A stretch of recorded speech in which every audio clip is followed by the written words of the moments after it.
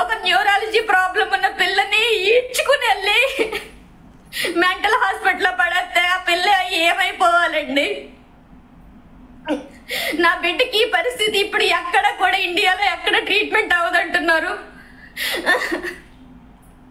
నా బిడ్డకి పరిస్థితి తీసుకొచ్చిన వాళ్ళ మీద చర్య తీసుకుంటారని కొండంత ఆశతో ఉన్నాను సార్. సరే అమ్మ, ఆ రోజు మీరు కష్టాల్లో ఉన్నప్పుడు చంద్రబాబు గారే మీకు ఆ రోజు కూడా ఆదేశం ఇవ్వడం కావచ్చు, అంటే వారందరిని అక్కడికి పంపించి మిమ్మల్ని వారి చెర నుంచి విడిపించి కాపాడటం కావచ్చు, ఆ తర్వాత ట్రీట్మెంట్ ఇప్పించడం కావచ్చు, ఇవన్నీ చేశారు ఆ రోజు. ఇవాళ కూడా మీరు కలవడానికి వెళ్ళిన తర్వాత, కలిసిన తర్వాత ముఖ్యమంత్రి గారు ఏం మాట్లాడారు మీతో, ఏమన్నారు?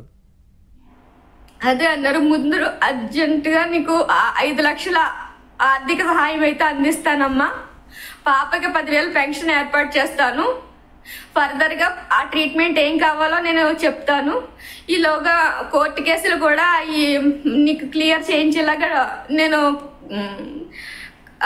లీగల్ సెల్తో మాట్లాడతానని చెప్పారు సార్.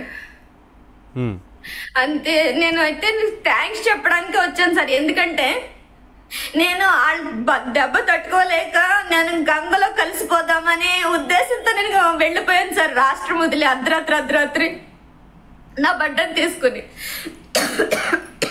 అంటే మీ ఇంటిని మీరు సరైన ధరకు అమ్ముకోనివ్వకుండా చేయడం ఒకటి, తర్వాత మీ పాపకి హెల్త్ కండిషన్ బాగలేదు, మీ పాప హెల్త్ కండిషన్ గురించి చెప్పడానికి, అంటే మీ అంతటా మీ ఇల్లు మీరు అమ్ముకొని ట్రీట్మెంట్ వైద్య ఖర్చుల కోసం భరిద్దాం అనుకున్నా సరే అక్కడ కూడా ఇబ్బందులకు గురి చేశారు. పైగా సీఎంని, అప్పటి సీఎం జగన్మోహన్ రెడ్డిని కలవడానికి వెళ్తే కూడా కలిసిన తర్వాత మీకు అంతా న్యాయం జరుగుతుంది, అంతా బాగుంటుందని చెప్పి అప్పటి ఆఫీసర్ ఎవరో ధనంజయ రెడ్డి గారే కదా, మొత్తం బాగుంటుంది అంతా జరుగుతుందమ్మా మేము చూసుకుంటామని పంపించి ఆ తర్వాత మళ్ళీ పోలీసులతోని వేధింపులకు గురి చేసి మిమ్మల్ని తీసుకెళ్లి జీజీహెచ్లో పడేశారు, అంతే కదా? జీజీహెచ్లో వదిలేసి అక్కడ కూడా నానా ఇబ్బందులకు గురి చేసి అక్కడి నుంచి మిమ్మల్ని పిచ్చివారిగా ముద్రేసే ప్రయత్నం చేశారు, అంతే కదా ఈ అధికారులందరూ కలిసి? దీని అంతటి వెనక అప్పటి ఆ మంత్రి ఉన్నారు. అవునండి, ముఖ్యమంత్రి దృష్టికి వెళ్ళినా కూడా సరిగా స్పందించలేదు. లేదండి, ఇప్పటికీ కూడా పాప మెడికల్ రిపోర్ట్స్, మిషన్లు, డబ్బులు, బ్యాగులు, మా బట్టలు అన్ని కూడా Kakinada GGH superintendent madam Hemalatha undertaking లోనే ఉన్నాయి సార్. మా పాప రిపోర్ట్స్ ఇప్పటికీ ఇవ్వలేదు, వాళ్ళ దగ్గర ఉన్నాయి. అర్ధరాత్రి మమ్మల్ని కేవలం పిచ్చోళ్ళ కింద చేసి మమ్మల్ని చంపడానికే మమ్మల్ని వైజాగ్ పంపించేశారు. అక్కడ దేవుళ్లాగా గడ్డి బాబ్జీ గారిని, అనితి గారిని పంపించి ఉండకపోతే చంద్రబాబు గారు ఈ రోజు మేము ప్రాణాలతో ఉన్నాం సార్. నా ఫ్రెండ్స్ భయపెట్టారు, నా ఫ్యామిలీని దూరం చేశారు, నాకు కొత్త గొప్ప సాయం చేసిన మీడియా సోదరులందరి మీద దొంగ కేసులు పెట్టి హెరాస్మెంట్ పెట్టారు. ఎవ్వరు నాతో కాంటాక్ట్ లేకుండా, నాతో మాట్లాడకుండా అందరినీ నాకు కట్ చేశారు. నా డబ్బు నాకు రాకుండా చేశారు, నా ప్రాపర్టీ నాకు రాకుండా చేశారు, నా బిడ్డల శవాన్ని చేశారు సార్.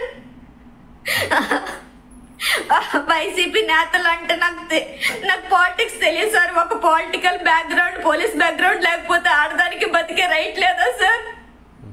ఒక దివ్యాంగురాలకి మెర్సీకిల్ ఇచ్చి చంపేయడానికి వాళ్ళకి. ఇప్పుడు జగన్మోహన్ రెడ్డి వారి ప్రభుత్వంలో మంత్రులు కానీ, జగన్మోహన్ రెడ్డి కానీ, మీకే కాదు చాలామందికి ఇటువంటి అన్యాయం జరిగింది, మీకు తెలుసు. అప్పట్లో డాక్టర్ సుధాకర్ వారు మంచి డాక్టర్ అయినప్పటికీ పిచ్చివాడిగా ముద్రేసి కొట్టి చంపి చనిపోయే వరకు చేశారు. సో అంత సీన్ని క్రియేట్ చేశారు ఆ రోజు. మీరే కాదు, పిచ్చివారిగా ముద్రేశారు ఒక డాక్టర్ మీద. ఇటువంటి ఎన్నో ప్రయత్నాలు జరిగినాయి. వారు అన్నంత మాత్రాన మీరేం అయిపోరు కదా.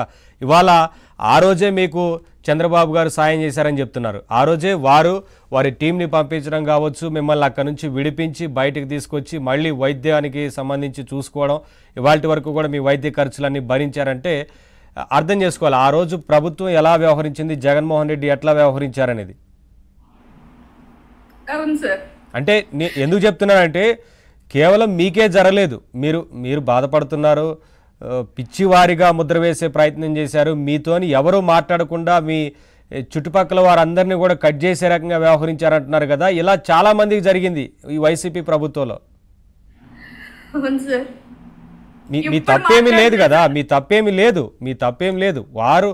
వారిలా వ్యవహరించినందుకు వారు సిగ్గుపడాలి. వైసీపీ నేతలు కానీ, ఆనాటి వైసీపీ మంత్రి కానీ, జగన్మోహన్ రెడ్డి కానీ వారు సిగ్గుపడాలి. ఒక మహిళకు న్యాయం చేయలేకపోయానే అని వారు సిగ్గుపడాలి. ఇవాళ టీడీపీ అధికారంలోకి రాగానే, చెప్తున్నామని కాదు, టీడీపీ అధికారంలోకి రాగానే మీరు వెంటనే ముఖ్యమంత్రి గారిని కలిసి అవకాశం రావడం, వారు మీకు భరోసా ఇవ్వడం, పెన్షన్ ఇస్తామని చెప్పడం, అలాగే ఆ సందర్భంలో మీరు కూడా మాట్లాడారు కదా, ముఖ్యమంత్రిగా మీరు వచ్చిన ఈ సందర్భాన్ని చూస్తే నా కూతురు గెలిచినంత సంతోషంగా ఉంది, నా కూతురు మళ్ళీ నాకు తిరిగి వచ్చినంత ఆనందంగా ఉందని మీరు చెప్పారు కదా. అవును సార్, నిజంగానే సార్. ఎందుకంటే మేమైతే ఇంక మా ఆంధ్రాలో ఆ మనుషులు లేరు, రాక్షసులే ఉన్నారని ఒక భయంతో నేను కాశీలోనే ఉండిపోయాను సార్. కానీ మమ్మల్ని గుర్తించుకొని చంద్రబాబు గారు ఇన్విటేషన్ పంపించారు.